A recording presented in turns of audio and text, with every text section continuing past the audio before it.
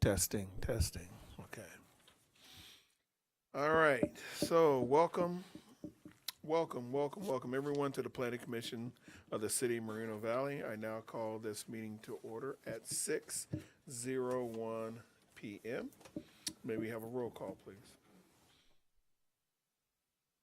Commissioner Omar Kobian has an excused absence. Commissioner Jeff Sims has an excused absence. Commissioner Ray Baker. Here. Commissioner Joanne Steffen. Present. Vice Chairperson Matthew Chen. Here. Chairperson Alvin Dijonay. Here.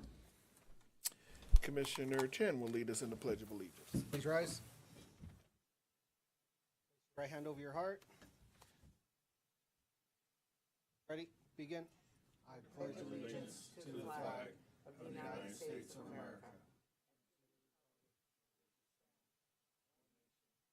God, indivisible, with liberty.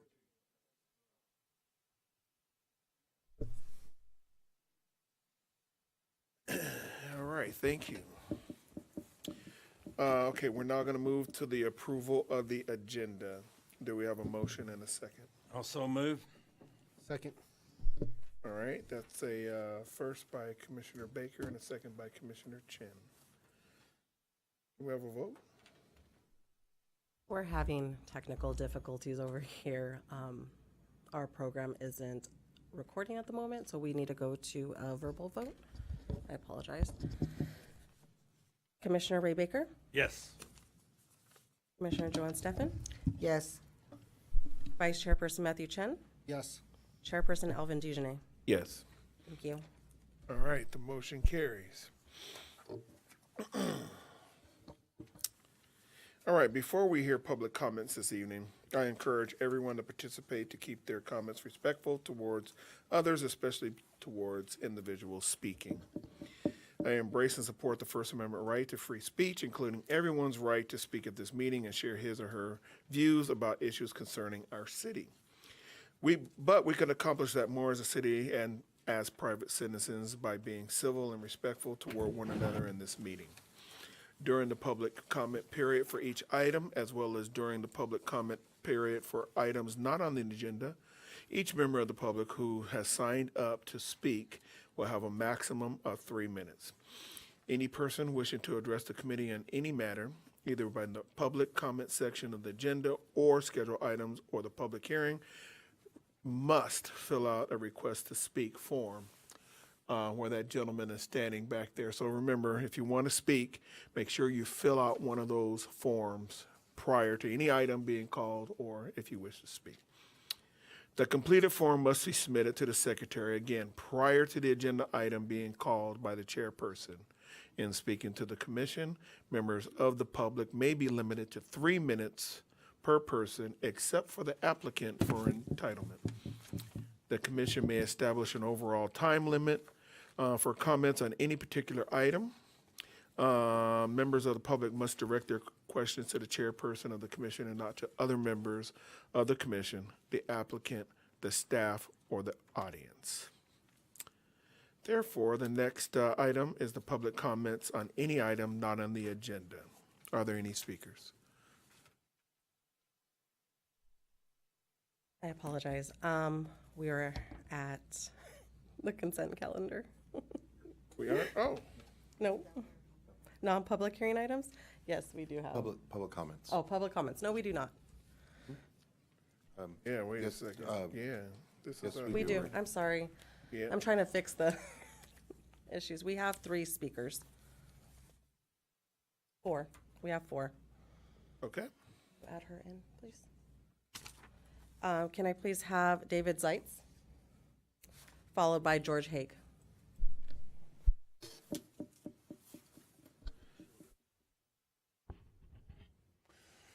Good evening, Commission. I would request that we use a different type of verbiage when we are dealing with planning departments' statements on what they need to have done to a project before it is brought to you or brought to you. Their verbiage is asking for requesting things to be done by a particular project manager or project or somebody building anything. It's your job to either approve or request it to be moved on. I think what we need to hear from our planning department, what is required to be done before it is brought to you. Not as what was requested, because request is something asked for, but not necessarily has to be done. So when they present their items to be requested, as they used to quote it, I think they need to put it into more of a form that these items are needed, such as zone changes, EIRs. These are needed before it can go on. Because if they state that it is approved and we have not had the zoning change, then our planning department is actually okaying an illegal project because it cannot be done because the zoning hasn't been changed. So we have to make sure that our verbiage is correct. It also I'll get that word out here. It shows the community that since it is already approved by them, that it's just a formality to go through you guys. You guys are the ones that approve this, not our planning department. They are a government entity that helps them, and their job is to make sure things are legal and the way they need to be submitted. Also, real quick, when we have extra extra items add on to the project, some people call them bribes, some people call them gifts. That is something that the planning department should not be involved with, because in the eyes of a lot of people they are promoting that particular project if we get this and we get this other stuff. It is not their job to promote the project. It's their job to present the project to you. Now, and also make sure that all the ducks are in a row and what is needed to make it a fully legal project. Okay, so if we could get rid of requesting and call it this is needed or has to happen, however they want to word it. But request to me, like I said, is something they're asking for but not demanding. And if we need a zone change, then it is demanded that that zone change be done. Okay, thank you. Thank you. Next, we have George Haig, followed by Bob Palomares.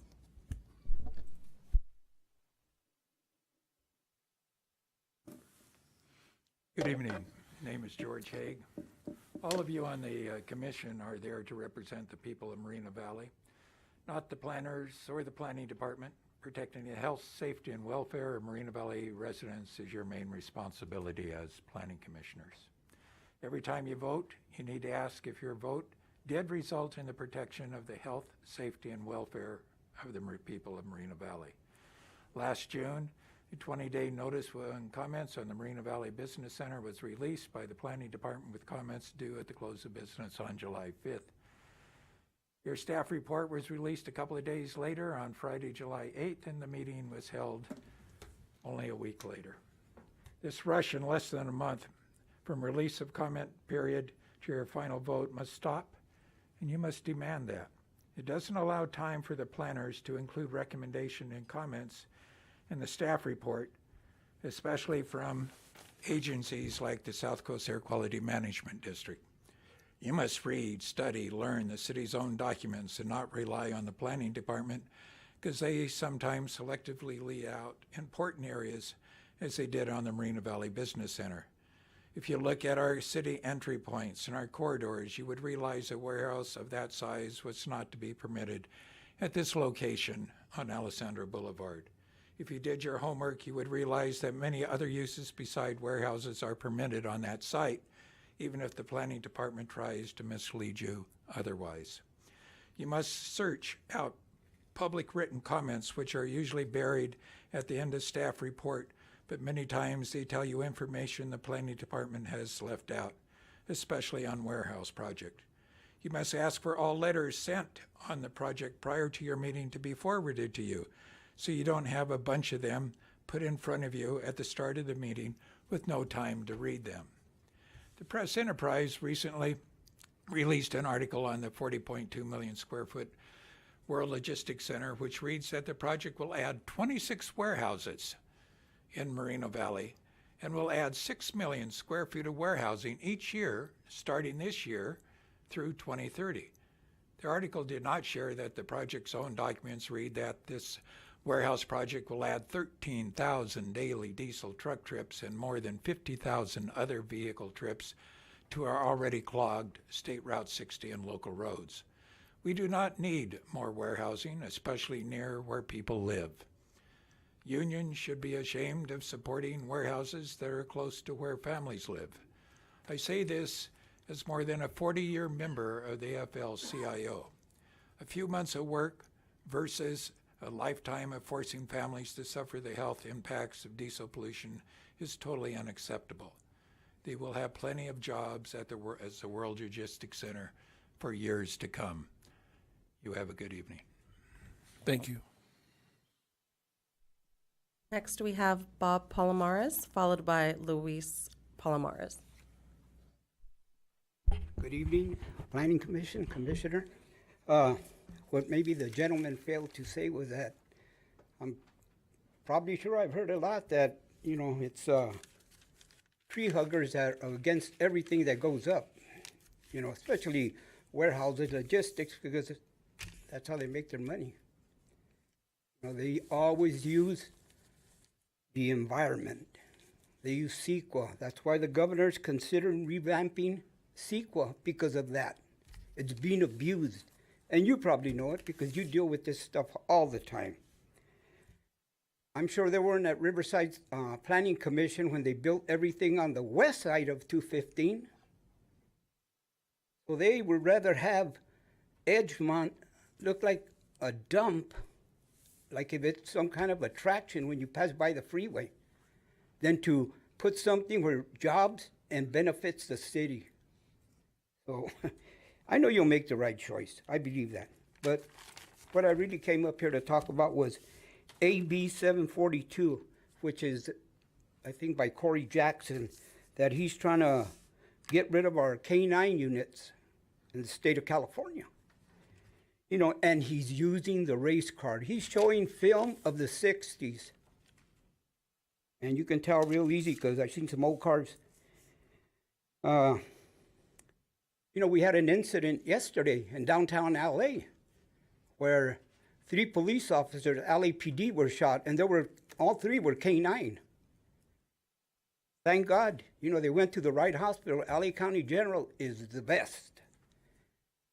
But also, 2 weeks ago in Murrieta, Riverside sheriffs were chasing a guy into Murrieta, and both agencies, put a perimeter.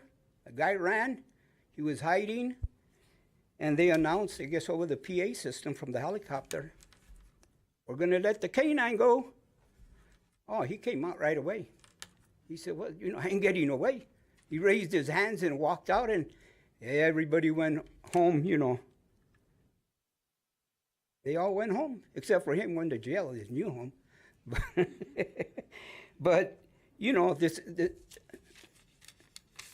society is kind of deteriorating. I was hearing a World War II veteran that's 101, and he was making a statement that this country, everything that the veterans from the first to the second to the Korean to Vietnam, what they fought for, these generations are pissing it away.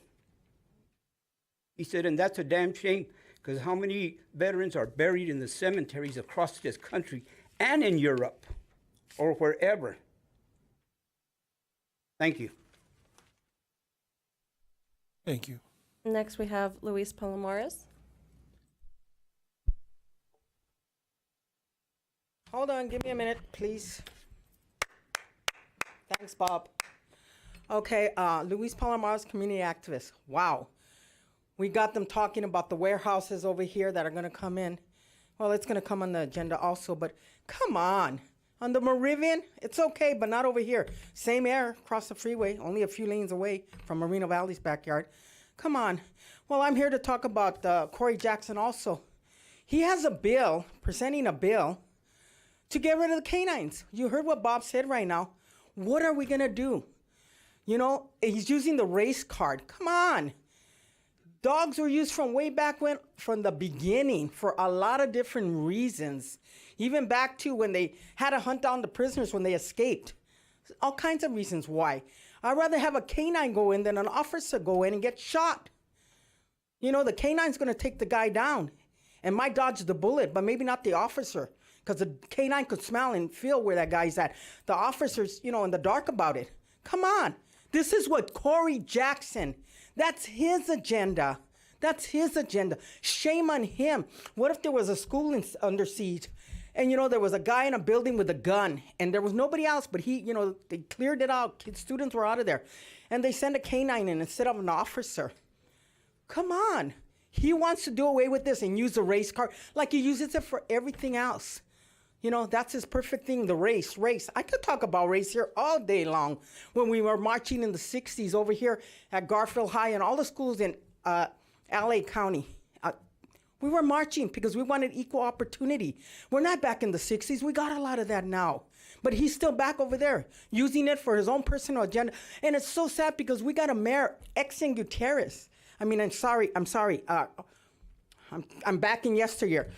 We got a new mayor here, not our former mayor, our new mayor, Cabrera. He's all in bed with the Corey Jackson. They're all in the same arena. Shame on him, along with David Marcus, that falsifies police reports. That's who these two council members are. Our new mayor, Cabrera. He's all in bed with Corey Jackson. They're all in the same arena. Shame on them.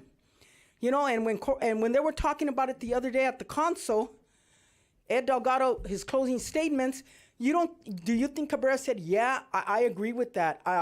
Yeah, we need those canines. Oh, no, he didn't say nothing. He didn't say a darn thing because him and Marcus are all in bed with the Corey Jackson bandwagon. Shame on them. They're supposed to protect us, our students, our people. But no, it's all about their agenda and where they're going. Well, don't forget, Cabrera said he wants to be the president of the United States. That's where he's going. He's just a political prostitute. Shame on him. He's supposed to be for us, the people. Thank you. Thank you. Are there any more speakers? There are no more speakers, Chair. All right, the next item on the agenda is the approval of the consent calendar. All items listed under the consent calendar are considered to be routine and non-controversial and may be enacted on by one motion unless the member of the commission requests that the item be removed for separate action. The item withdrawn for report or discussion will be heard after the public hearing items. Questions or comments from the public on the consent calendar are limited to 3 minutes per person and must pertain to the subject under consideration. Do we have any comments? No, we do not. All right. Wow. All right, so the next is the Planning Commission minutes of February 23rd. Do I have a motion and a second? Motion to approve. I'll second. All right, motion made by Commissioner Chan and a second by Commissioner Baker. Do we have a vote?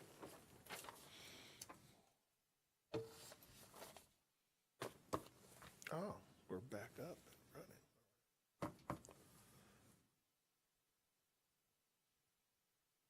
running. All right. The motion carries.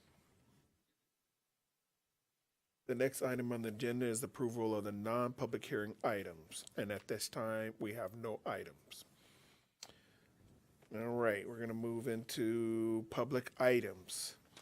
The first item, the applicant is requesting approval of a tentative tract parcel map, 38325 for a subdivision of approximately 7.94 acres of land in the 2 lots, and the 2 plot plans for the development of approximately 49,815 square foot light industrial building with associated improvements to the business business park district. Do we have a staff report? Thank you, Chair. The presentation this evening will be made by Senior Planner Julia Dakota. Good evening, Chair DeJeanette and members of the Planning Commission. The project before you this evening, as you mentioned, is a plot plan, 2 plot plans for 2 buildings, approximately 49,815 square feet, and a parcel map to merge the existing 7.9 acres into, 7.94 acres into approximately 3.95 acre parcels. The project is located on the east side of Old 215 Road, approximately 500 feet south of Cottonwood Avenue and approximately 620 feet north of Bay.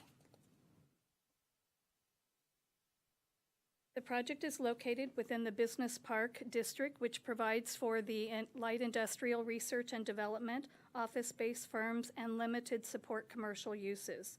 The business park surrounds the project within the existing area with existing residential homes, commercial businesses, and vacant land to the north, south, and east. Properties to the west are in the city of Riverside and are similarly developed with warehouse uses. It should also be noted that the existing residential development around the properties in that area does not conform to the city zoning or the Riverside County or Port Land Use Compatibility Plan, as all of the properties within there are zoned business park. The applicant is proposing the construction of 2 light buildings with each separate building approximately 49,815 square feet, including paved access areas from Old 215 and drive aisles, parking, landscaping, lighting, signage, stormwater drainage improvements, and utility connections. The project would also include truck loading areas at each building within an enclosed truck court with loading docks on the eastern sides of the proposed buildings. Parking areas, landscaping, and siding will go around the circumference of the property. The proposed buildings incorporate a contemporary architectural design. Multiple gray, taupe, and white colors provide various dimensions to the building frontage with the use of aluminum, reflective glass, and tile used for accents. Articulated building elements include parapets with a varied roofline, wall recesses, awnings, mullions are also proposed as decorative elements. Each building would have a maximum height of approximately 41 feet, measured from the finished floor to the top of the parapets. Both buildings are proposed to be constructed with painted concrete tilt-up panels and low reflective blue glazed glass. This is building 1 and building 2. In addition to this, there is extensive landscaping provided along the building frontage, in addition to the required front setback and the right-of-way landscaping, which includes plants, ground covers, street trees, and on-site trees. The proposed landscaping would be ornamental in nature and would feature trees, shrubs, drought-tolerant accent plants, in addition to the ground covers required per the city's landscape requirements 9.17. Trees and ground cover would also concentrate along the project's frontage on Old 215, as well as on Edgemont Street and along the project's northern and southern boundaries. The property was properly noticed per the requirements in the city's municipal code. Your packet included letters received prior to the hearing as were published, and also those that were received after the publishing of the packet. Staff has provided a modification to fire conditions 74, and 75, and transportation conditions 172, 162, and 165, respectively, for each set of conditions of approval. And they do not modify the intent of the condition, they just modify the language. At this time, staff recommends that the Planning Commission adopt Resolution 2023-4 attached hereto and approve the mitigated negative declaration and adopt the mitigation monitoring and reporting program, and adopt Resolution 2023-5 approving both plot plans, Pen 21-0325 and 0326, and the tentative parcel map, Pen 21-0327. This completes staff's presentation, and we also have the environmental consultant and the applicant here to answer any questions for you tonight. Thank you. Thank you. Are there any commissioner questions for staff? Thank you, Chair. Are the trucks going to be exiting and be pushed north to Eucalyptus, or are they going to have an opportunity to go south to Alessandro? I'll direct that question to our Public Works Department. Yes, the truck going to be right in, right out, but they have access to go south. Okay, so trucks have to essentially exit Alessandro, make a right, and then when they leave, they're gonna go up to Eucalyptus. That's correct. Okay, and then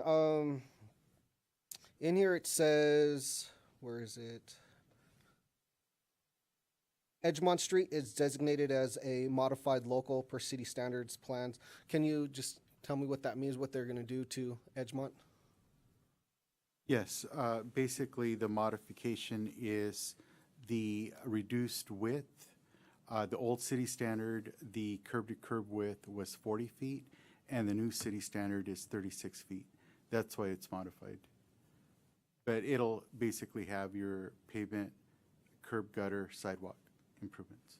Awesome. Are there gonna be any emergency exits or anything in the backs or like some of the other projects we've seen? No. No? Okay. All right, thank you, Chair. Any other commissioner questions for staff?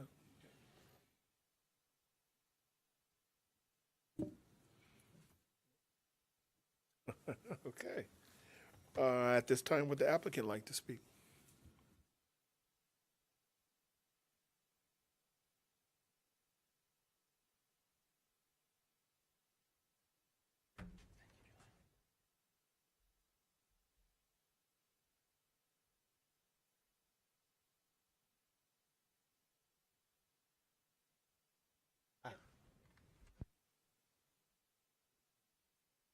Oh, there we go. Okay, great.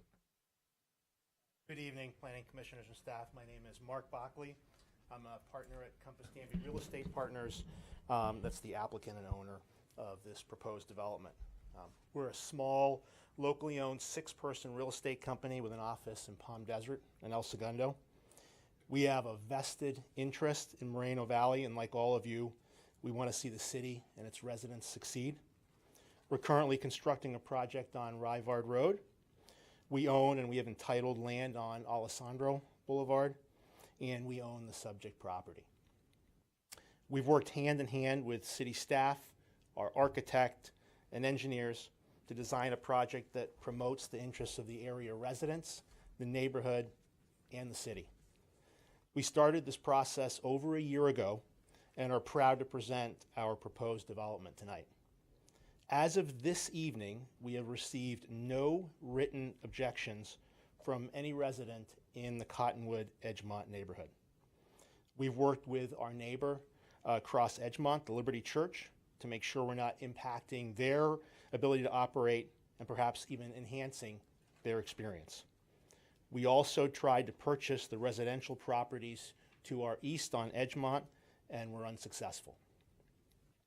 We're making extensive improvements to the streets, the public water system, the public sewer drain system, and electrical utilities.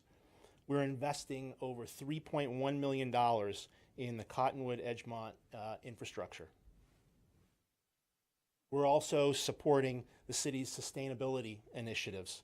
We've agreed to design the proposed buildings to a LEED Silver standard or equivalent, even though they're less than the city's 50,000 square foot size requirement for this particular requirement. So our best-in-class architect, engineers, and environmental consultants are here this evening and they're prepared to answer any questions that you may have. And so on behalf of Compass Danby Real Estate Partners, we look forward to building this project and promoting the success of Moreno Valley. Thank you for your time. Thank you. Okay. Good evening, Tracy Zinn with TMB Planning. I was just going to expand a little bit on the staff report. What you're seeing here on this slide are the existing conditions of the property. So as mentioned, the property is vacant.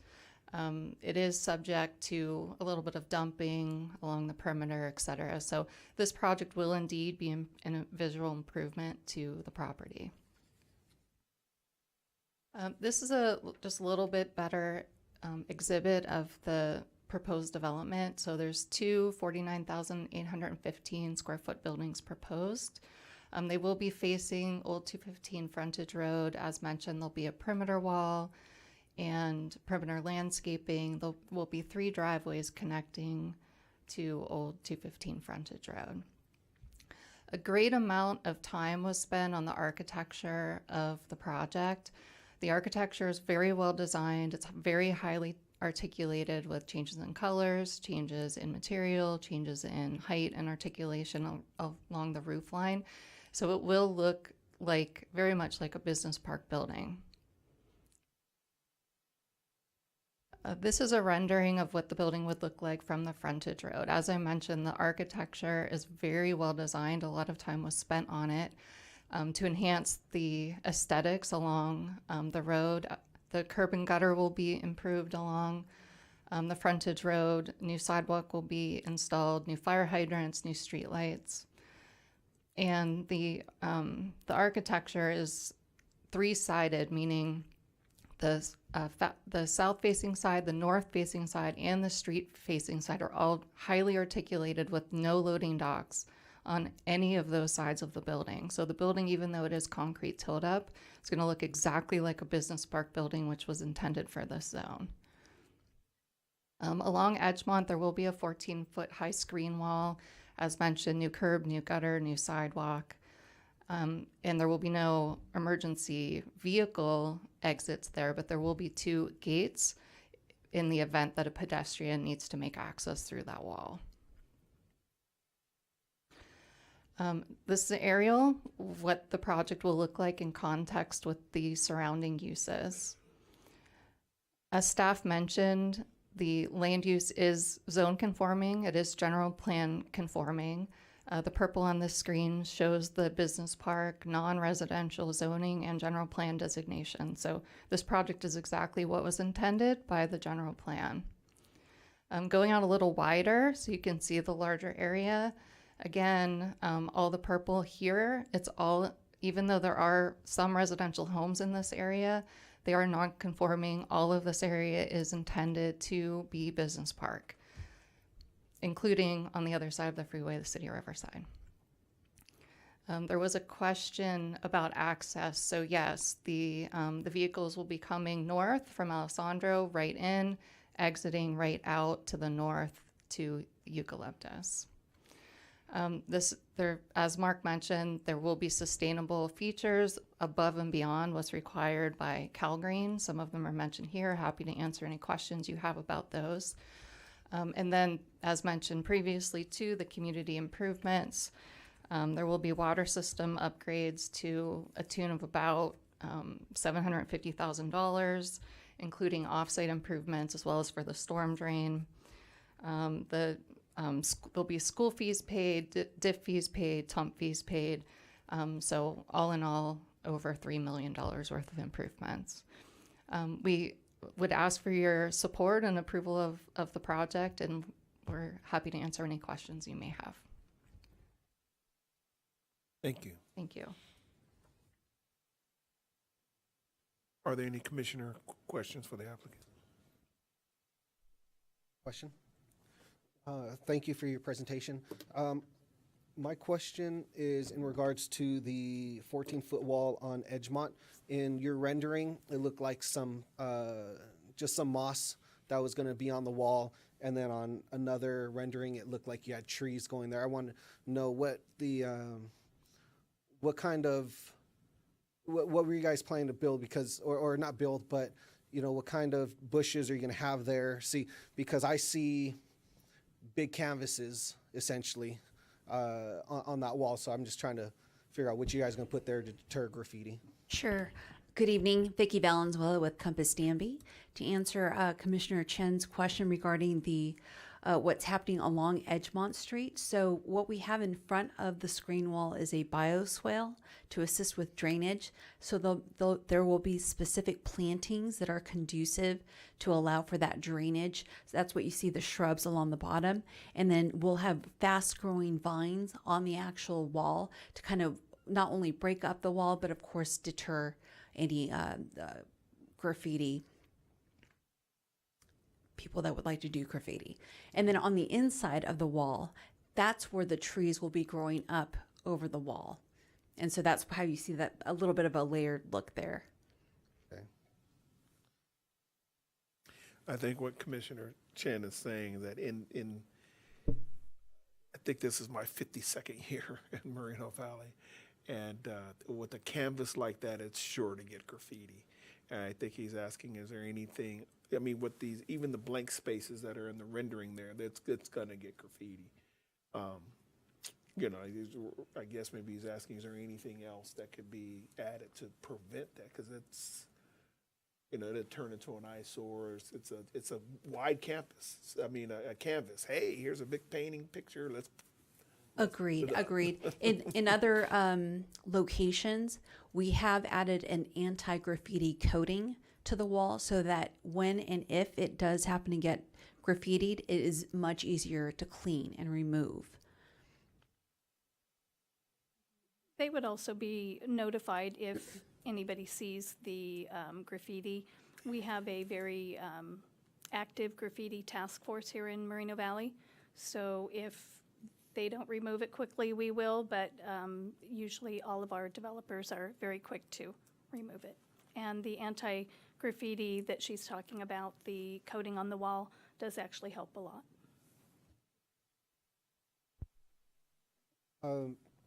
Just for clarity, you guys are just building the warehouse. You guys won't be occupying. You guys will be renting it out, or you'll have occupancy. Correct. We currently do not have tenants that have signed up for it, but yeah. Okay. All right. Okay. Thank you. Any other questions for the applicant? Well, thank you. Thank Appreciate you. it. All right. All right. Well, at this time, we're going to open the public testimony. The clerk will call upon each person who has requested to speak. Each member of the public wishing to speak will have a maximum of 3 minutes on the agenda item. And just if you wishing to speak, please make sure that you filled out a request to speak. Do we have any public comments? Yes, Chair. We have 6. Okay. And we will start with David Zeitz, followed by Mark Iverson.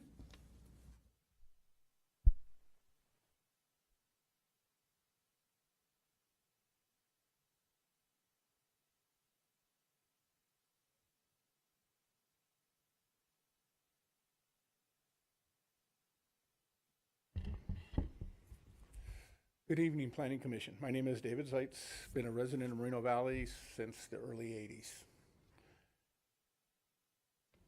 The California State Attorney General joined the Sierra Club in litigation against the city of Moreno Valley last June because of the city's poor general plan update and climate action plan, CAP, in large because of warehousing impacts.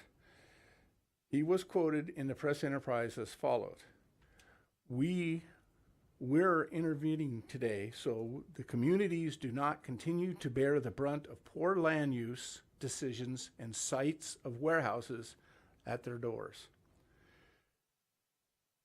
He continued to explain that these Moreno Valley communities live at the intersection of poverty and pollution.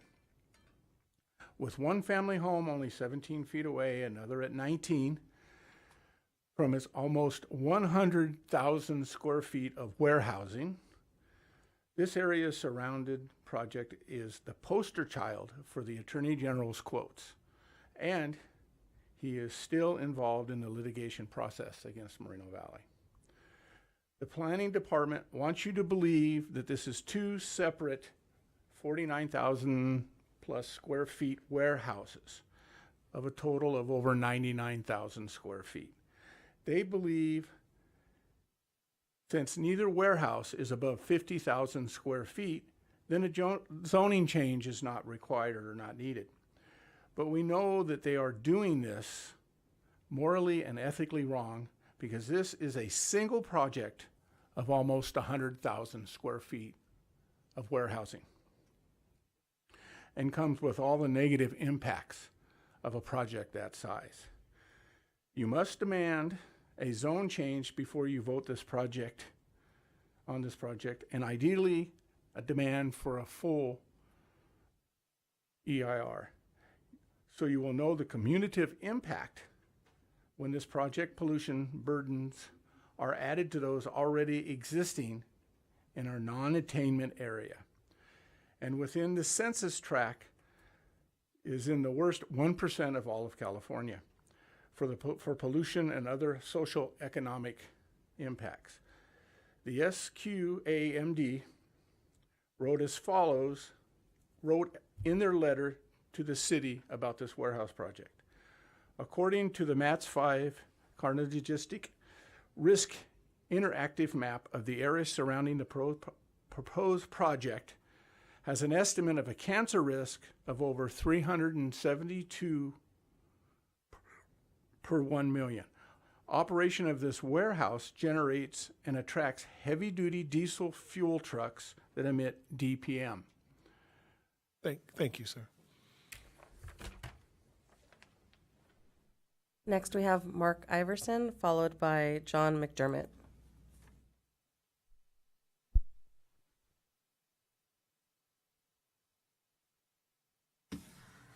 Good evening, Commission. My name is Mark Iverson. I'm the General Manager of Box Springs Mutual Water Company. We've been working with the developer for over a year to plan what water system improvements would be required for this project, and it brings a lot of valuable improvements to our service area. About over 2,000 feet of new pipeline and some improvements to the booster station. So we definitely support this project. Thank you. Next, we have John McDermott, followed by Shane. Yes, please.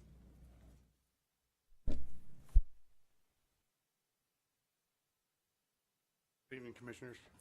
My name is John McDermott. I've been a resident of the area in question, Edgemont, since 1981. Came out here to March Air Force Base. I'm also a member of the American Legion. And the American Legion, well, I like to say the following. The American Legion Morrison Memorial Post of 574 is in support and welcomes this project to our city. We believe that the jobs and infrastructure improvements that this development will bring to an area of Moreno Valley that has long been in need of some positive developments. Thank you very much. Thank you. Next, we have Shane, followed by Bob Palomares. Hi, my name is Shane Isais, and I actually, for full transparency, work for CCAJ, the Center for Community Action and Environmental Justice. But today I come to you as a Moreno Valley resident. I live on Day Street, right where Eucalyptus and Day meet, and I'm concerned. I'm concerned about a trend that we see in this city, that we continue to sacrifice public health for warehousing. We already know that this region is one of the worst in the country for air pollution, and yet we still invite these diesel trucks to not only destroy our infrastructure, but to poison our lungs with PM 2.5, causing us to get things like asthma and COPD. I mean, I don't come to many of these meetings because I want to, but it's because I have to. Because I have to fight for the health of future generations that aren't here. I have 2 kids that are under 2, and I'm worried that by the time they get old, they're not gonna have any clean air to breathe. I understand that there needs to be jobs for the city and there needs to be improvements. The problem is the location of this warehouse is dangerously close to family residents. And though they were not originally intended to be there in the zoning plan, they're still there. These people who live in these houses will be poisoned by one of the most poisonous pollution contraptions we have here in California. I mean, we look at things like CARB, SQAMD, and we are striving to further and further push for a net zero, net neutrality, the clean fleet rule, good neighbor guidelines. But I come to my own backyard and we are selling public health and sacrificing our health for warehousing. And that's just not okay. We can make developments in the city without sacrificing our health. That is not mutually exclusive. So I'm just here to just voice my concern about this development. And I understand that we need to somehow come out of balance, but I feel like we're not doing enough. Especially with infrastructure and old housing, when we add new equipment, who's then left on the hook for paying for these new improvements? What kind of community bargaining agreements do we have for people who can't afford it? And why are all these warehouses in areas where people who can't find a new solution besides working in a warehouse? We have many more solutions than just selling our public health, and I think that you need to think about that. Thank you. Thank you. Next, we have Bob Palomares, followed by George Haig.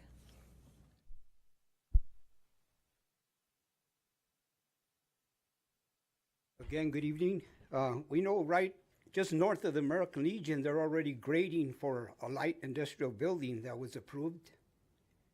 And I've seen it, it's beautiful. And the one I see now by these people is just as beautiful. I mean, when you come to Moreno Valley, you better bring the best, because I know the planning commission is gonna drill you, you know, to make sure, and the city also, to make sure that, you know, you're up to par with everything. So a lot of these developers, they come with additional perks for this city. You know, some people say, well, you know, it's gonna be more traffic. Well, we know it's gonna bring some local jobs, that's for sure. And right now, the way gas is, believe me, I'd rather get $20 at one of those places and not spend $300 a week driving to Pomona and back. I just drive 5 minutes home. So, you know, this is just a big benefit to that area and the city. Because you see the photographs and you all know what it looks like. It's terrible. This is just, and then they're gonna bring a lot of improvements. So, and then down the road, you know, I know the pollution, but, you know, gradually, and they're speeding it up, electrical, you know, electric vehicles, and they're coming. A lot of people saying, oh, wow, that makes no difference. Well, for every 3 vehicles, car vehicles, equals 1 diesel truck. But how many are passing through the 215 freeway vehicles? Nobody counts that, you know, that's the pollution that's up there.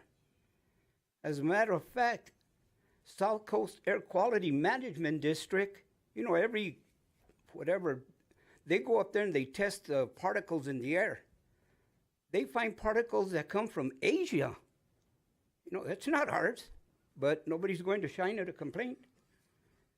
So I know you'll make the right decision. This is a win-win right here. I hope you approve it. Thank you. Thank you. Next, we have George Haig, followed by Luis Palomares.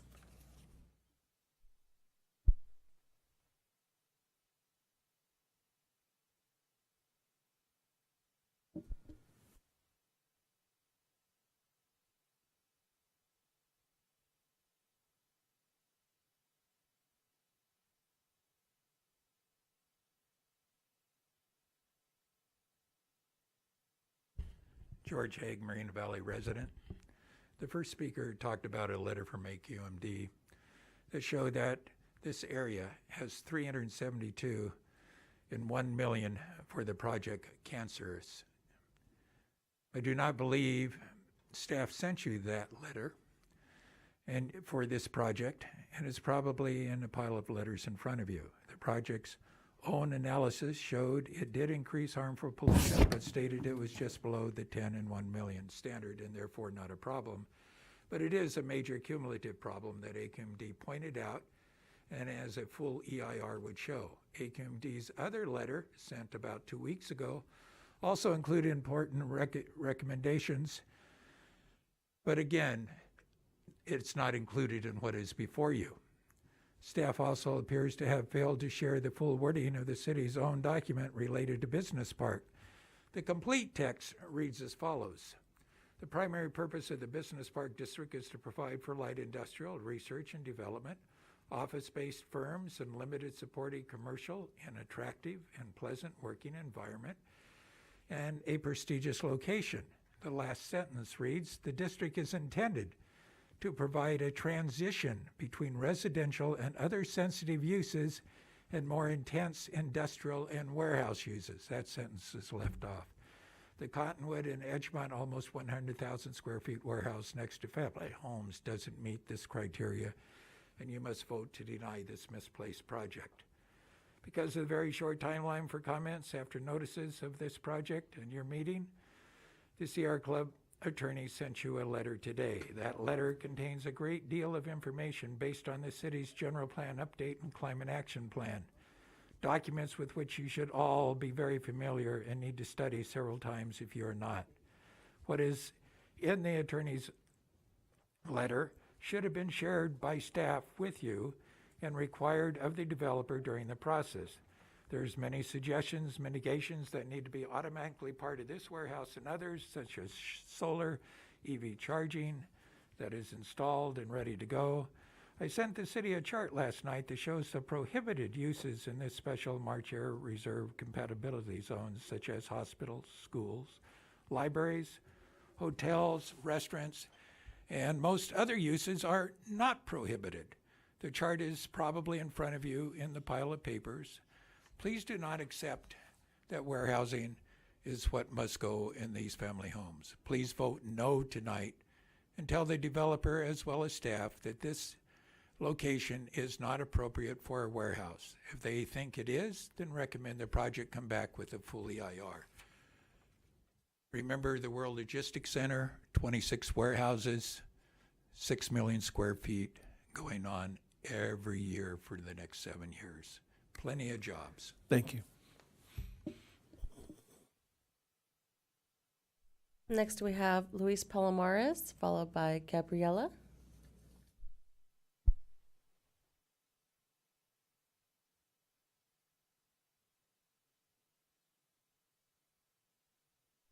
Luis stepped out, I apologize. So we'll go ahead and go to Gabriela.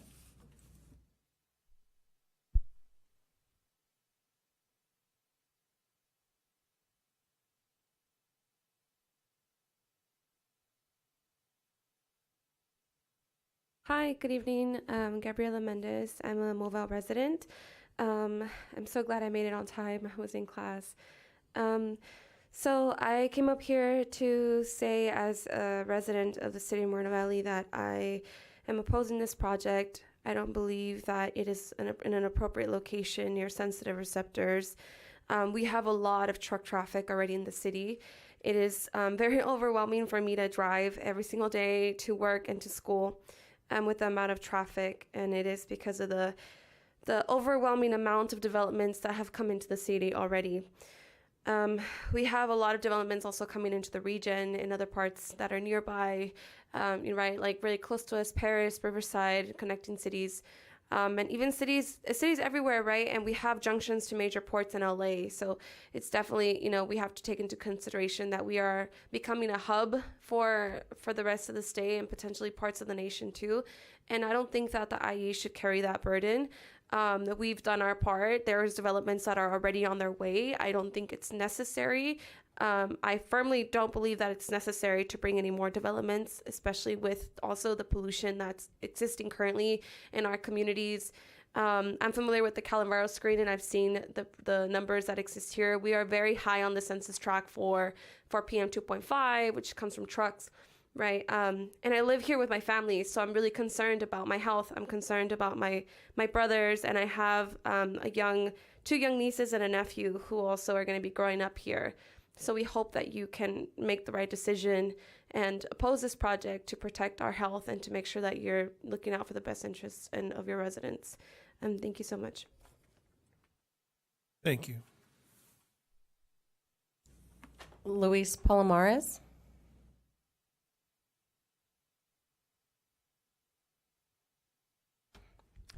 Luis Palomares, community activist. I had to go to the bathroom. Sorry about that. They throw all the statistics, all of this. We don't know if any of that's all true. We don't know if that's true. We're all going to die. I mean, Tao Riverside. They're the ones that are building all these buildings up the Meridian and all the way to the right up Van Buren. Tao River. Has anybody left Riverside? No? Go to Riverside's planning and Riverside's council meetings. You want to build 2 buildings here over here in Edgemont. The least of how would I say it? They need the revenue over there. I don't hear the people complaining as far as the ones that live right there.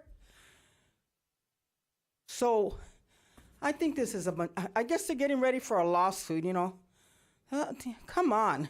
They're planting the seeds, they're laying the groundwork.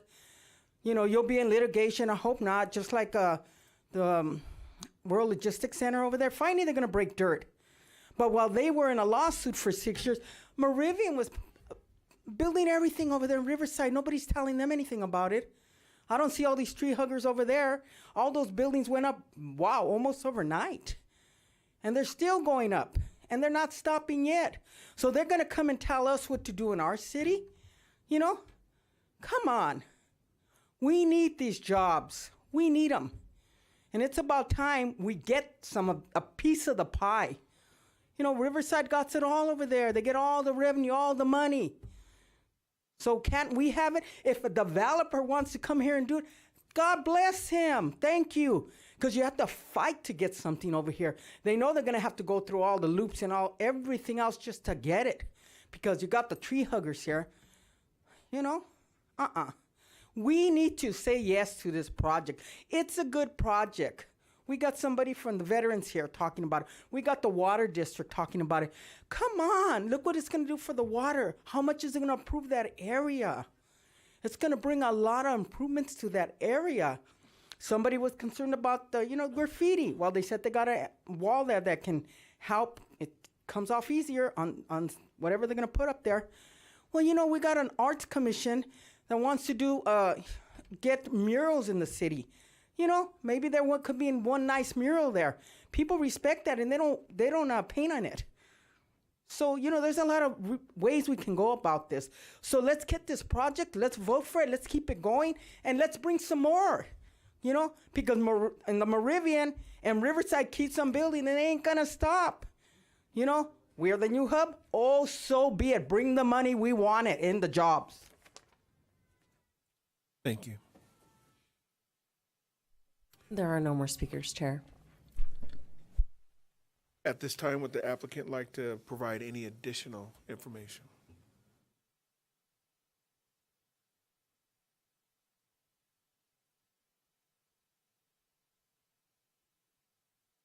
Hi, Tracy Zen with TMB Planning again. Just to respond to a couple of the items, there's a couple of comments made about the South Coast Air Quality Management District letter. I actually think you probably do have a copy of it, as well as a written responses in the record. But there was a comment made about the 367 in 1 million cancer risk. That's the reported background risk that the Air District has reported. It's not the risk from this project. And what wasn't mentioned in the comments, and it is documented in the MND on page 41, that's down from 652 from the prior report from the Air District. So it's a 50% improvement in the background air quality. So yes, the state and federal government has put a lot of restrictions in place that is improving air quality in the background. I just also wanted to address all the comments about warehousing. As was presented in our presentation, these buildings only have 9 dock doors on the short side of the building. Most warehouses you see are designed with the dock doors on the long sides of the buildings, and some buildings on both sides. The definition of business park, that's exactly what is the opportunity these buildings bring for tenants like research and development, light industrial assembly, exactly what that business park definition calls for. The number of trucks that are going to be coming here are probably likened to the number that come to a grocery store. There's not going to be that much activity with only 9 doors. Thank you. Can you explain to me what silver LEED certified means? Yeah, so in California, the state has a green building code. It's one of the only building codes really in the United States that requires buildings in California to be built that environmentally sensitive.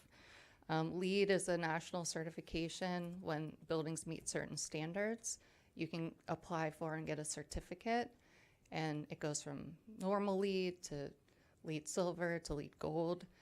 So it's a representation of how environmentally sensitive the building is. It's easier to get the certification on a bigger building, which is why this city standard is that you don't need to get LEED silver unless you're over 50,000 square feet. And as mentioned, the applicant's willing to get the LEED silver even though they don't have to per city standard. Thank you.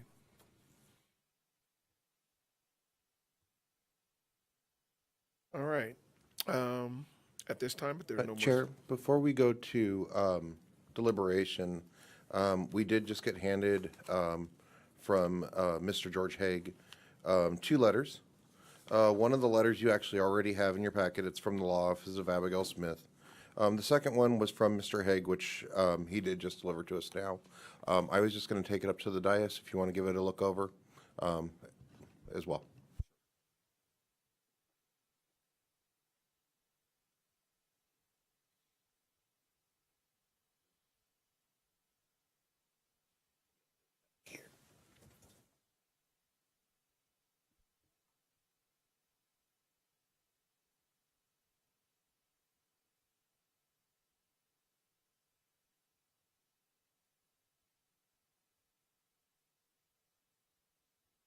So being that that letter did just get handed to staff, given its timing, we have not had a chance to review or respond to it. But we did want to present it for you to just have an opportunity to glance at it briefly.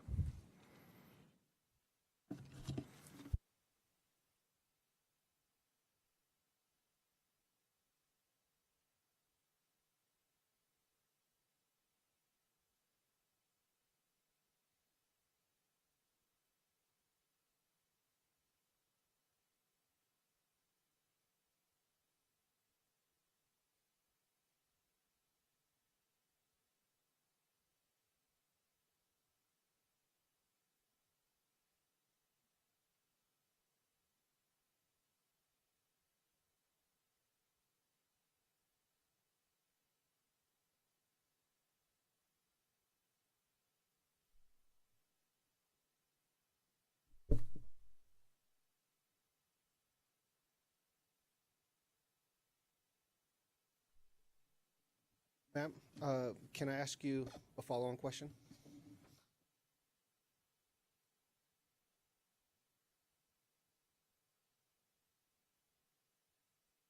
Thank you. So the 2 neighbors, one's 17 feet away, one's 19 feet away. You did try to buy those properties you had mentioned? Yes. Okay. And what was, I mean, obviously the response was no, but how would you have gauged the interaction with them knowing what was coming? Were they like, they're okay, they're staying, or were they upset? So in terms of looking to buy those properties, we engaged Lee and Associates, our broker, and for the project in general, they reached out to all of the landowners in that area to try to create an assemblage for our project. They reached out to those 3 property owners, the owner-occupied residence, which is the furthest south on that east side of those 3. We were told that they were not interested in selling their property. It's owner-occupied. And the 2 buildings to the north, those are not owner-occupied. They reached out to the owners on numerous occasions, and they did not respond. And during the public comment period, we received no comments from the owner-occupied unit or the 2 non-owner-occupied residents. And we also, for the owner-occupied unit, we also hand-delivered a color package of a portion of the presentation that we provided this evening, and welcome them to reach out to us if they had any questions regarding the screen wall, the design, or if they wanted to have any discussion about how our building would interact with their building, and we received no response from them. Okay. And the walls bordering those properties are going to be 14 feet? But Or- yes, correct. Okay, and they're going to be brick?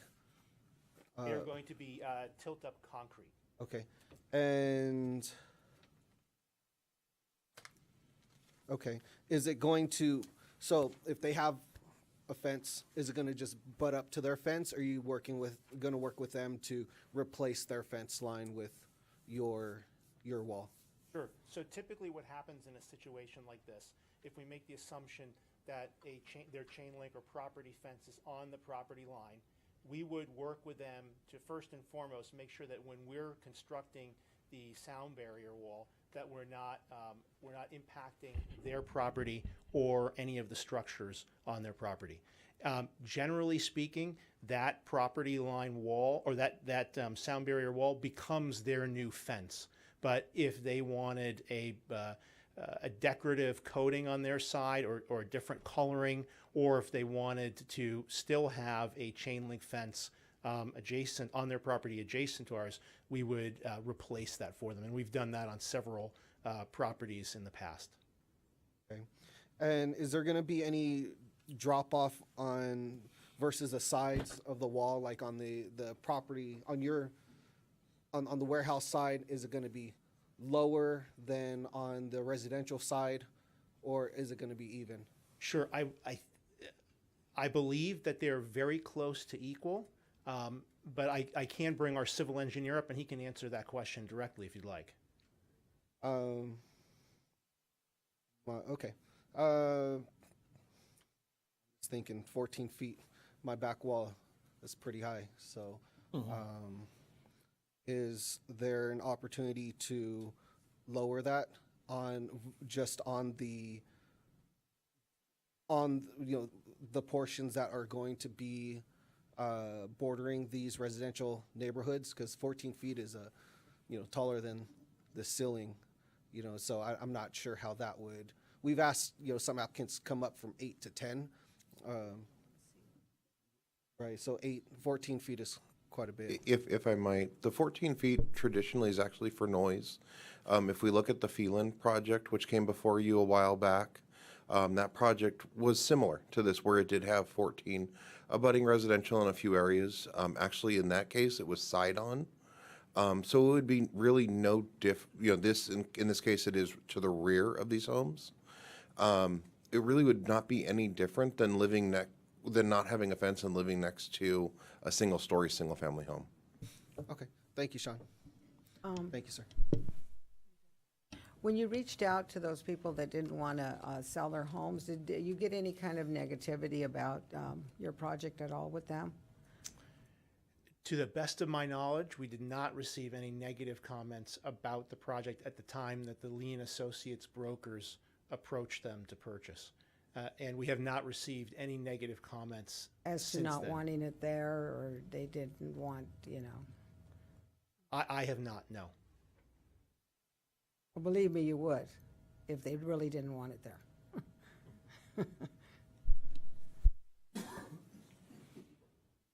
Anything else? Thank you. Thank you. Appreciate it.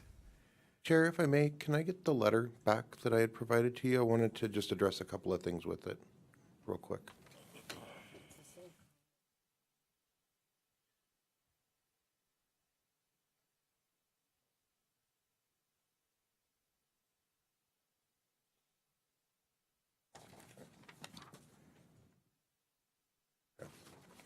So ultimately, I want to note a couple of things. The letter that was presented to you here has not been received by city staff prior to it coming to the dais tonight. We both myself as well as the project planner did check our emails. We do not see any record to that effect. So this would be a new letter for the record. That being said, I am reviewing it, and based off of the other letters that we received, both from this individual as well as others responding to or providing comment on the project, there isn't anything additional or new that I am seeing within this letter that wasn't already presented to you within the packet or within any of the public comments either received at the time of publishing or post-publishing of this item. I would note also that this individual did request to come and speak for an additional 3 minutes, but based off of the rules, it is a 3-minute time frame, as you had noted, Chair. Yes. All right, and at this time, there are no more speakers for public testimony, and we're going to close the public testimony portion of this meeting. And at this time, we'll move on to deliberations. All right, I'll go first. So, if I own one piece of land, an acre, and I build 2 houses on it, it's 2 different houses, you know. So I understand, you know, this isn't one warehouse, is one project. We have 2. You know, and I think that they're doing everything that they're supposed to do.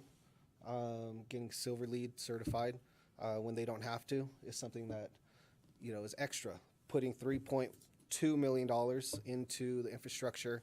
I know we had another project who was putting money into the water pressure there in Edgemont. I attended Councilwoman Elena Baca Santa Cruz's open forum today, and a lot of what they're talking about is improvements and bringing jobs and you know, to the Edgemont community. And I'm hoping, you know, they're building. You guys are building the warehouse, and one of the concerns that we heard was that a lot of these warehouses aren't opening up jobs to the community once they are built. So I'm hoping that the applicant, when they are, you know, talking to occupants, that they are ensuring that jobs are staying local. I think they've been open to staff making all the corrections that they need to make. We have warehouses, tons of warehouses right across the street in Riverside. And they've done their due diligence to try to buy the neighborhood, or not the neighborhood, the neighboring properties, so that they wouldn't impede on these people. And you know, if they're given an opportunity to move or have your land bought and you decide to stay, then that's a decision that they've made, and I respect that. I think that this project is in a good place. It's right across the street from other warehouses. It is touching 3 properties, it looks like. You have trucks that are gonna, you know, their headlights aren't gonna be going into houses. Only 9 bays. It's gonna be really, really small. And just to be honest, if we want to be honest, a lot of warehouses are going to want to build and develop in Edgemont because they're a short 2-mile drive from March, whose big, you know, one of their big partners is Amazon, who flies out, and you know, we need to have these quick routes to get, you know, the product from here to, you know, the runway, so that people can get their overnight prime deliveries. And you know, we see that everywhere. We see over in Riverside, March JPA has been fighting to get a road paved from, you know, one warehouse to Van Buren for a quicker route. It's just the nature of the game. That's how we are now. We aren't, you know, let's go to the mall. It's let's go on Amazon, let's buy, let's have stuff delivered. And with that, we need warehouses. This is light industrial. They're doing everything correct. They're adding into our community.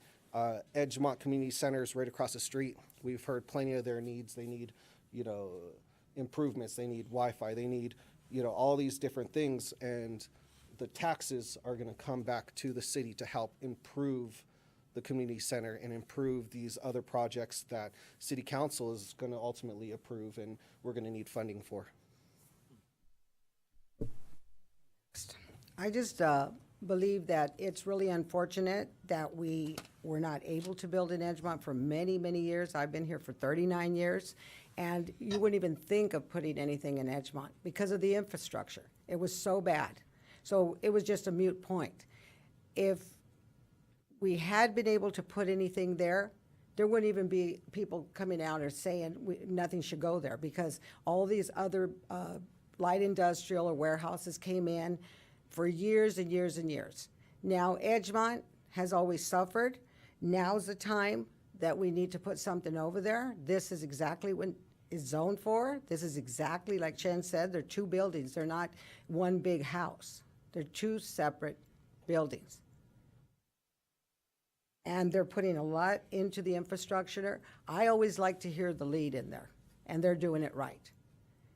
I know Mr. Hague is talking about apples and oranges when it comes to the world logistic, but if he starts reading about that, that guy over there is doing a fantastic job, just like he did with Skechers. That's gold LEED certified, and people just seem to miss the mark on that one.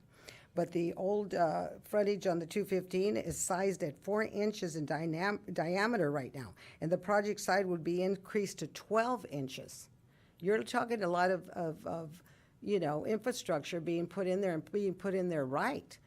When we allowed that one building to go in where the VFW is, I believe it is, for the veterans, that right there is gonna be something that they're tying in just with Riverside. I went out there. You cross the street and you've got buildings bigger than this ones that are going in here. Cross the street. Are they causing all the pollution? Are they causing all the ozone to have all the particles? So I just think this building is just what needs to be there, is zoned for it.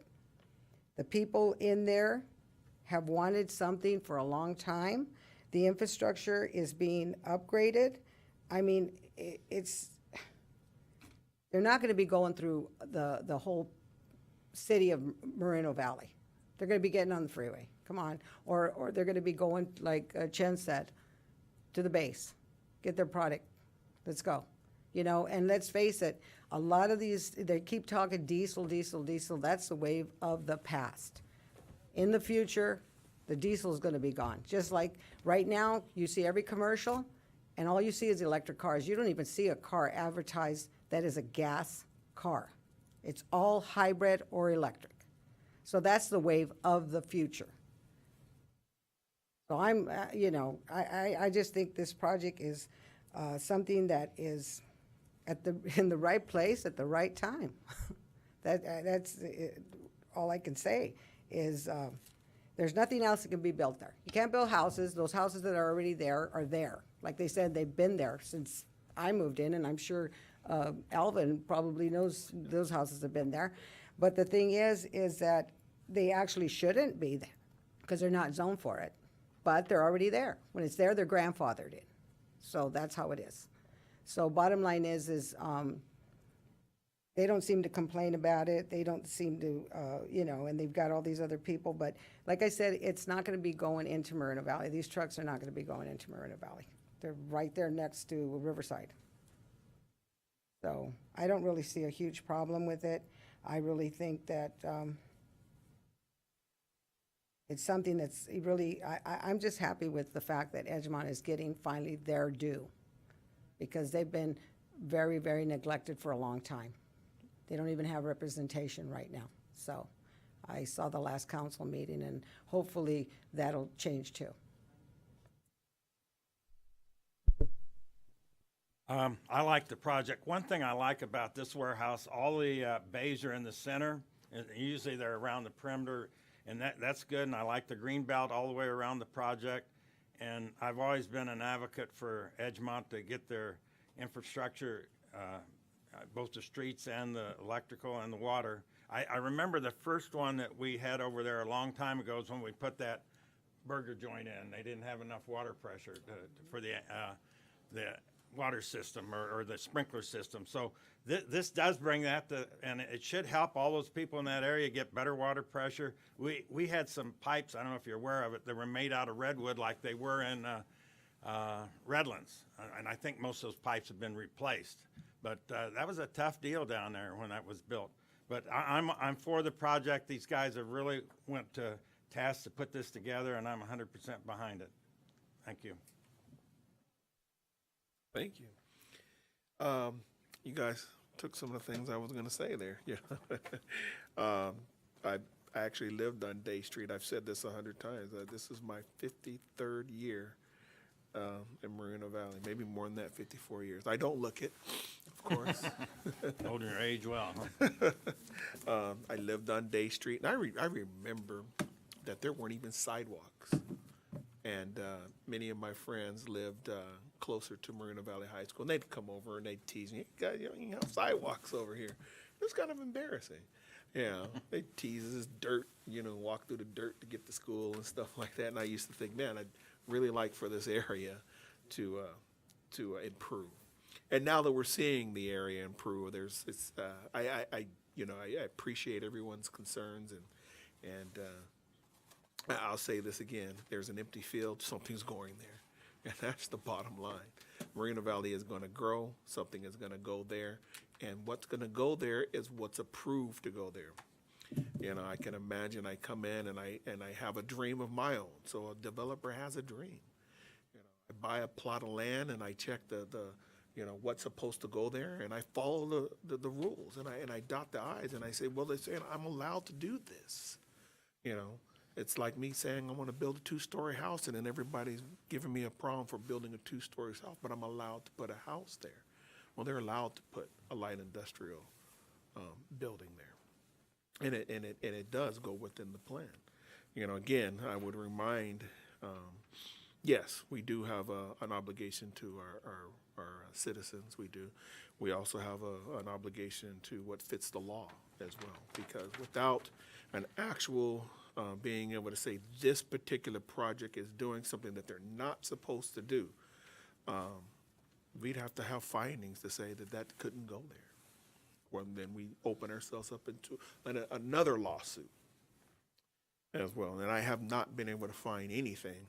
Again, I printed this entire thing out, and it took all my paper and tabbed and went through this thing, and I didn't find anything that didn't fit the peg there. So I'm saying I'm for the project. One more thing. I know there are going to be people who don't want this here. And I've been on the dais, I think, for 3 warehouses in the Edgemont area so far in the past year. And I honestly, if I had to rank them, this would be my favorite because it has the least amount of impact on the neighbors. We approved one on Day Street, Day and Alessandro, corner Day and Alessandro, that, remember, they were going to come out, headlights into houses, or they were going to, try to go north on Day Street all the way up when, we're trying to push them to Alessandro. So, I mean, this is on Old 215, warehouses across the street. The bays are in the middle, headlights. We're looking at noise pollution is going to be minimal. I'm looking at the positives here because, like I say, square peg, square hole. There is opportunity to appeal it and send it to city council, and they have the ultimate authority. And we're here to make sure that we follow the laws and make sure the city doesn't get sued, and it fits everything. So I'm looking at the positives in comparison to the other projects we've approved in Edgemont, and this is one of the better ones, I feel. Not saying anything to direct it at anyone in particular, but I do say this, is that we do talk about smog, and cars do create smog. I know somebody brought up a small formula that said 3 cars to 1 truck, and if we were to put in a large neighborhood, those cars are going to travel back and forth as well, and they're going to be on the freeways, and they're going to create traffic, and they're going to create smog as well. I know for one thing, I wanted to do something about it, so when I leave this meeting today, I will not be creating smog because I went out and bought an electric car. So my electric car is sitting out there right there. So it's not just someone else's problem. Well, those guys are creating smog, and we're going to go out in our cars and go and create smog. And so if we really want to do something, it's everybody's issue, not just the issue of people that are creating buildings and stuff like that. I have an obligation myself, and I took that step to say I'm going to buy an electric car, and I'm not going to jump in my F1 450 or 250 and start that diesel truck up and create smog. With that being said, that's my last note on it. Do we have a motion in a second? I move to adopt resolution number 2023-04 and adopt resolution number 2023-05 As amended. as amended. Thank you. That, All right, I think does that cover that? Okay.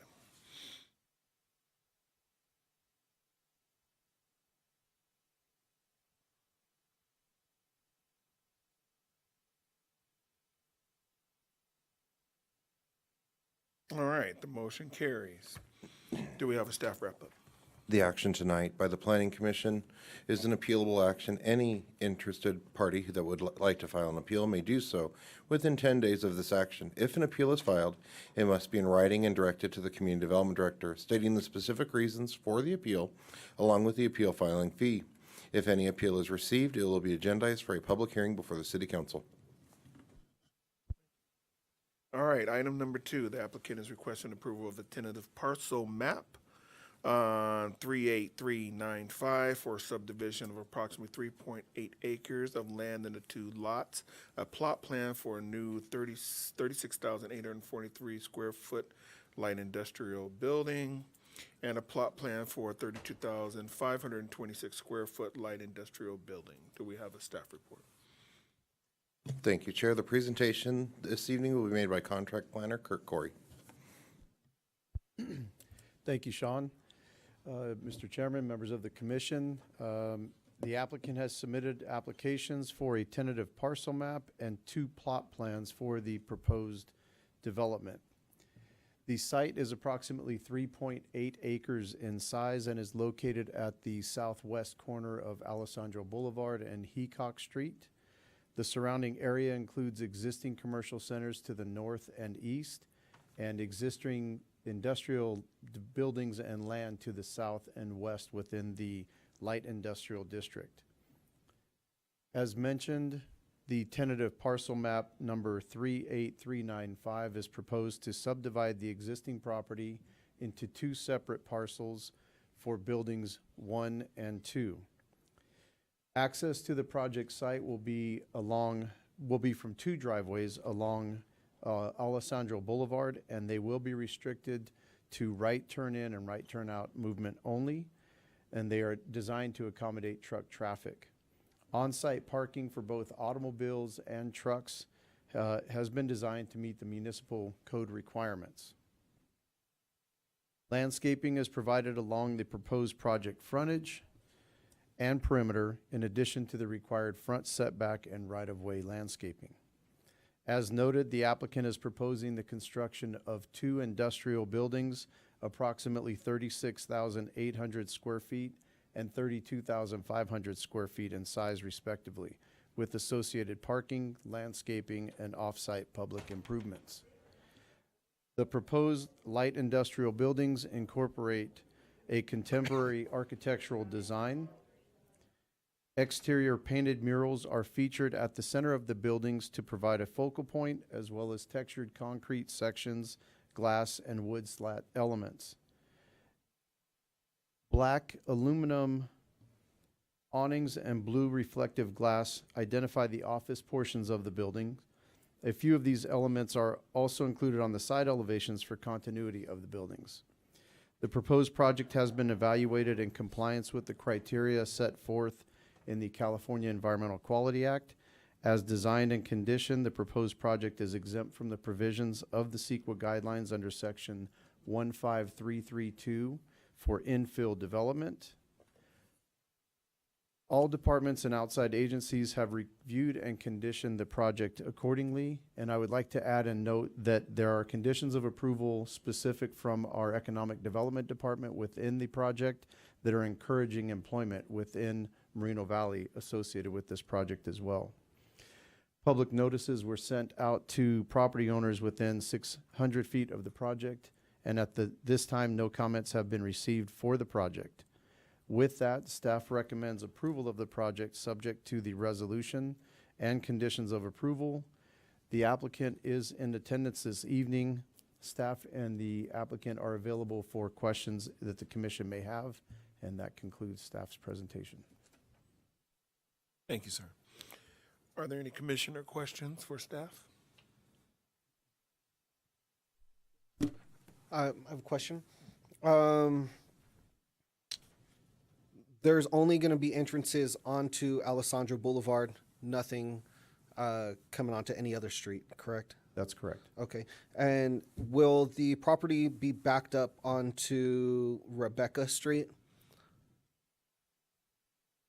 No, this property does not go all the way over to Rebecca. It actually backs up, as you can see from the aerial here, that is the Palma project that is Gotcha. currently finalizing construction. To the south of it is the Alir building. So this is just that remaining vacant parcel there near, not even on, but near the corner of Alessandro and, Ecock. Okay. Thank you. This one gave me a better sense of where it was. Okay. Thanks. Are there any other commissioner questions for staff? Would the applicant like to speak?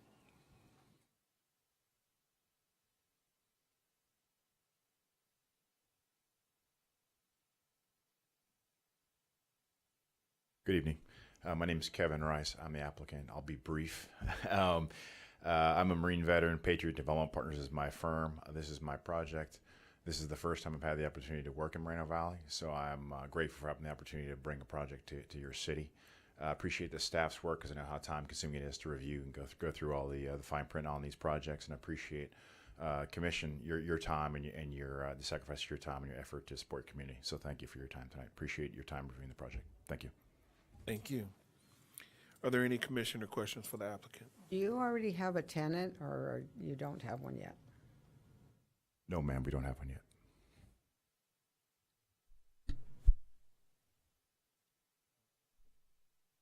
Quick question. Sorry. Okay, so 2 driveways going right in, right out. You have 2 buildings. There it is. Thank you. Okay, so you have one at the edge, so essentially 1 driveway for each building. That was Exactly. Yes, thank you. awesome. How many bays? There are 4 on the westerly building and 3 on the easterly building. Dock positions, I guess you're asking? And it looks like you've created space for EV vehicles as well, Yes. charging stations. So you can bring your electric car and plug in. I was thinking ahead. I'm looking at that. Any other questions for the applicant? Well, thank you, sir. Appreciate it. Thank you. All right. All right, at this time, we'll open to public testimony. The clerk will call upon each person who has requested to speak, and each member of the public wishing to speak will have a maximum of 3 minutes to speak on the agenda item. Do we have any public comments? Yes, Chair, we have one. George Haig.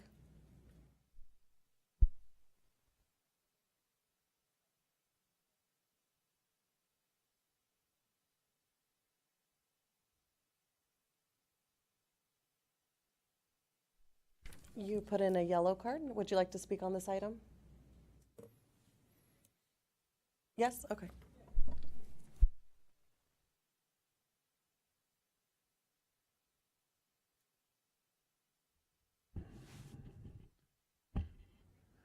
Good evening.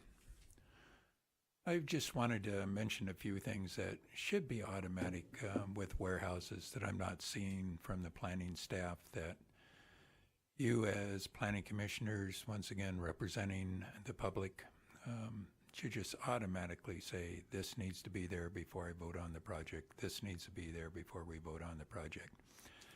That's one of the reasons the Attorney General filed a lawsuit or joined the lawsuit on the Climate Action Plan because of how poorly it was written, and also the general plan. And it's up to you to step forward to make certain things evident that reduce the pollution and greenhouse gas burdens that come from our city. And automatically, I mean, the last project and this project, to my knowledge, do not have solar. Why not? I mean, any building that's above 10,000 feet should automatically have solar on them, and you should not vote. You should ask the developer, where's the solar? Those electric charging that he has in there should be level 2, but every car that plugs in should be running on sunshine. And that's what should happen with the solar. And you should demand such. And it should have been demanded on the last project and this one too, prior to your vote. We're continuing to pollute when we shouldn't. And you have the power to require those type of things, and you know it should be done.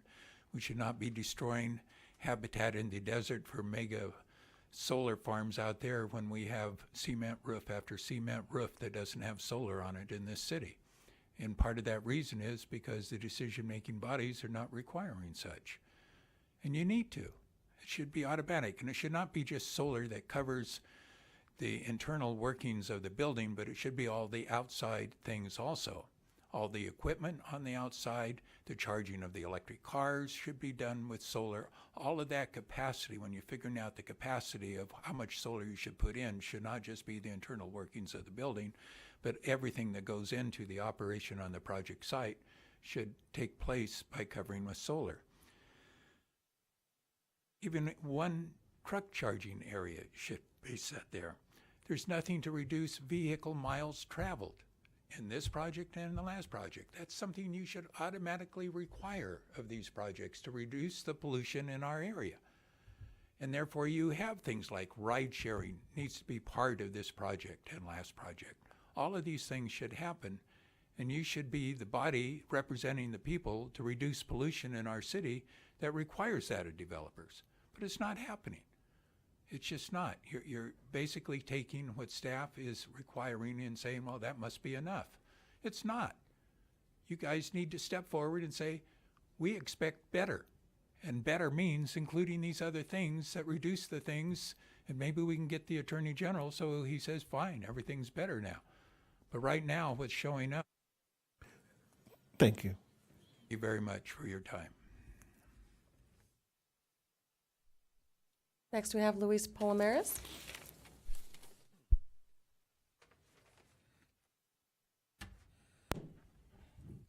Okay, Luis Palomares, community activist. I think this is a beautiful building. And you build it, they'll come. Maybe they don't got a tenant, but what we're building and they're coming. As far as all what George Haig was saying, wow, that's a whole lot. But we're all from the state tells us what we got to do. So up to this point, we're following everything. These are all great ideas. But for right now, this is already on the table. This is going forward, I hope. So let's not get all confused by all what he's saying, because I'm not buying a lot of it. That's a bright idea, but maybe it's just his idea. You know, maybe we're not just there yet, but we're getting there. We get some revenue into the city and some tax dollars. We're getting there. So as far as all the buildings, again, on the Meridian, are we going to be the sacrificial lamb for the Meridian forever? Do they got all this stuff that Mr. Haig is talking about? I wonder. They can have it, but we can't. And if we're going to get it here, they want to throw all the monkey ranches in there and get you all caught up in all the riffraff and confusion. I believe the developer has done everything that the city has asked him to do. So I think it's a good project. Let's go forward with it. You know, we're so stuck in yesteryear. Hey, we want to get in on the ground floor. It's our time. It's our turn. We got a staff that's doing a great job. Keep it going. We got a planning commission that's doing what they need to do to bring revenue to the city and check all this out and cross all the T's and dot all the I's and loop all the Z's. So this is a good project. I agree. Hopefully we get it going. And as far as everything else, I don't know. It's to me like, are we gonna sue? They're getting ready. They're planning the ground with us. Come on. What business are we in? The tree huggers, what business are we in? All the way from LA County. I mean, I've come from there originally. I'm not dead yet. I have 25 grandkids and 11 greats. Come on, I'm still here, and I hope I'm here another 10 years. And I've been here in Moreno Valley for 35 years later, and everybody's still commuting. We need revenue and we need tax dollars and we need jobs here. Thank you. Thank you. No, well, we have, Question, staff. Open up, if you can. There are no more public speakers. no, he has a question for staff, and I'm trying to see where that would be at. That can either be taken now, or it can be after the Yeah. applicant's opportunity to present final comments. Either or. Yeah, we're still in, so you can ask. All right, so they're going to exit onto Alessandro, go right.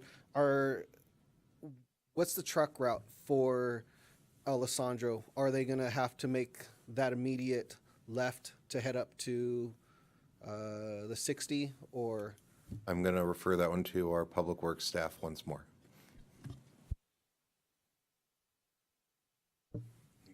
The truck route is Heacock to Cactus. Okay. Okay, cool. And then just, Sean, based off of other projects, I know we did, what was an Arco last year over off of Redlands, Northside Redlands, and they had laid the groundwork for EV charging stations to be put in the future, correct? Do you remember how much that was per station? Well, approximately the cost? Well, again, the California Building Code already requires for everything to be pre-planned for EV. Ultimately, they have to lay certain types of either pole boxes, conduits, those types of things to be prepped and ready for EV at a future time. There's nothing at this point still in the building code, as I'm aware, that I'm aware of, that would mandate EV today. But clearly, this applicant is identifying the positions in which they would be able to do so. Therefore, they are, already laying the groundwork for that. And whether it's a stage 1, stage 2, or stage 3 facility, likely 1 or 2, that's ultimately going to be up to them to make that decision. Which of those facilities better suits their customers and their employees. So just clarifying, it's not a requirement, they're going above to put it in? Well, or no? it's not clear to me based off of the plans whether or not they are just identifying and laying the conduit, or if they're actually going to put in the chargers. That'll be the applicant in their closing statements may want to clarify that for you, how far, to what point they're going. Awesome. Yeah, I'd love to know that. And then, question, just clarity. This design that's going to be on the building, the swirls and stuff, or is that just for artistic effect on right now? That the applicant actually hired a professional artist to help them establish what the art was going to look like on the building. In earlier renderings, it had other imagery, but ultimately my understanding is this is the final art that will be put on the building. Okay, awesome, thank you. I have a question. Is there anything that obligates a builder to put solar? Or is it their discretion whether they want to do it or not? Because Mr. Haig was saying that we should. There are mandates on commercial, or I'm sorry, on residential. On residential, There are yes. mandates on Yeah. residential. I'm not aware of any mandates on commercial or industrial at this time. Most developers already see that coming. Right. And for the vast majority of them, they already pre-design the roof to carry those loads. And we have numerous industrial buildings here in town that have come in after the fact, once the tenant has been established, and they have come in and done solar and done solar roofs. Right, but there's no requirement. There is no requirement under the California Building Code that I am aware of. Make them do something that's not required.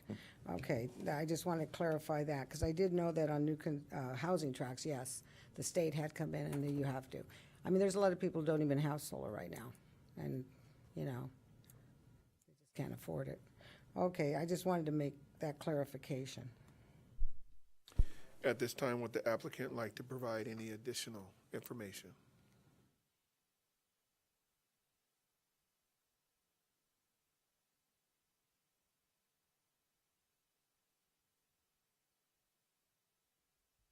Good evening. I'm Bridget Herdman with Herdman Architecture and Design. It's been a pleasure working with staff on this project and also with our client Patriot Partners. I want to address a couple of the staff's concerns, or excuse me, the council's concern, as well as the prior speaker. We did actually just go through a code change this year, and this building, when we actually submit to the building department, we will be submitting under the current code year. And the state of California, excuse me, has again raised the bar in terms of leading sustainability in our nation. And so we actually do now. Previously, before the code change, you only had to put in the infrastructure for EV charging for auto parking. Now they've increased the requirement where there's a certain percentage of that actually have to have chargers installed day one. And then they've increased the amount of infrastructure that we actually have to install. So you get a lot more after this code change. There's also now a mandated requirement to put in a small solar system for some of the load, where prior to this code change, it really was only building the structure of the roof to support that load in the future. And finally, there was a mention about truck charging. This new code iteration now requires infrastructure for future truck charging. So that's a really great benefit. And then lastly, you had commented on the mural art, and Kevin Rice with Patriot Partners, he actually reached out to Ricky Watts, who was originally commissioned by Google to do a mural at their offices. So that's where we found him, and that is his artwork on the building. Anything else I could answer? No. Okay, thank you. Not for me. All right, if we have no more speakers at this time, I'd like to close the public testimony and move into deliberations. Well, here's another one that seems to be doing everything right, and they're following all the latest state requirements. And I just think it's going to finish off that area, and it looks like a beautiful building. And listening to that Google had, we're going to have something in the Moreno Valley that Google had. And it's going to be a beautiful building. I mean, I really applaud these people that they're bringing in something that is attractive and not an eyesore. I mean, you know, I just think it's another one that's, you know, the right place, the right time. And they are going to try to hire Moval, which I like hearing. So that means that they're not going to be going on that freeway and causing more pollution.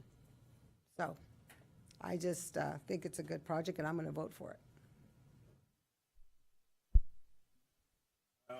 I like the project. I really like the exterior of this building. It's really futuristic. It looks like a office building you'd see in LA somewhere, and they've not a fulfillment center, but they've put some time into this project, and I like it. It's in the right place at the right time, and I'll vote for it. Thank you. All right, so, I mean, this warehouse is going right in front of other warehouses, right next to other warehouses. So just like the other project is going in a cluster, I think it's a good location. It's a dirt lot right now. There are businesses across the street that are going to be able to benefit from truckers there, and you know, we'll be able to increase you know, money spent in Moreno Valley just from truckers coming and going. I like it. What I would really like to see, and that's why I didn't say, I'm just saying what I would like to see is a big Eagle Globe and anchor somewhere on that wall to let everyone know that a Marine Corps veteran owns that building. Semper Fi. Right. So, you know, they're going to hire Moreno Valley. I'm sure they're going to take advantage of hiring veterans as well. You know, whoever occupies, get that stipend that Moreno Valley offers. They're going to take advantage of everything, and I know this because Marine Corps veterans always go above and beyond. I like the project, and I think it's going to do good. But, like I said, I'd love to drive down Alessandro, and you know, every time I just salute because I see that Eagle Globe and anchor, and we know. We might got we might have the Air Force Base, 'cause I was gonna but we say got we got the Marine Corps building, right? So.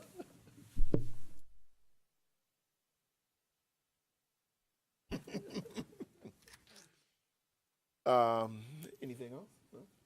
No? All right, well, do we have a motion?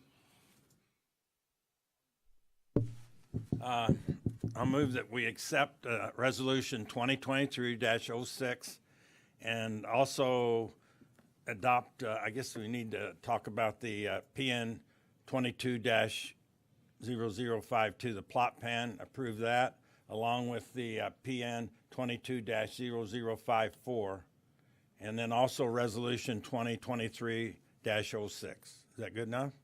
Okay. I'll second. Right. Motion by Commissioner Bacon, and second by Commissioner Stefan.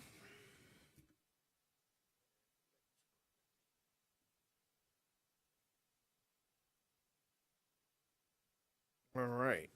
The motion does carry. Do we have a staff wrap-up? The action taken by the Planning Commission this evening is an appealable action. Any interested party that would like to file an appeal may do so within 10 days of this action. If an appeal is filed, it must be in writing and directed to the Community Development Director, stating the specific reasons for the appeal, along with the appeal filing fee. If any appeal is received, it will be agendized for a public hearing before the City Council. Thank you. The next item on the agenda is other commissioner business, and I don't believe we have any at this time. So we move into the next item on the agenda is staff comments. Do we have any staff comments? I have none. Colin? No, sir. Okay. The next item on the agenda would be planning commissioner comments. Do we have any planner commissioner comments? Real quick, thank you, RSO, for being here. Thank you, staff, for putting together a good set of projects for us to vote on tonight. All right, okay. Well, if there are any other commissioner comments, the planning commission is adjourned at, let's see, what does it say there? 7:52 p.m. to our regular meeting on March 23rd at 6 p.m.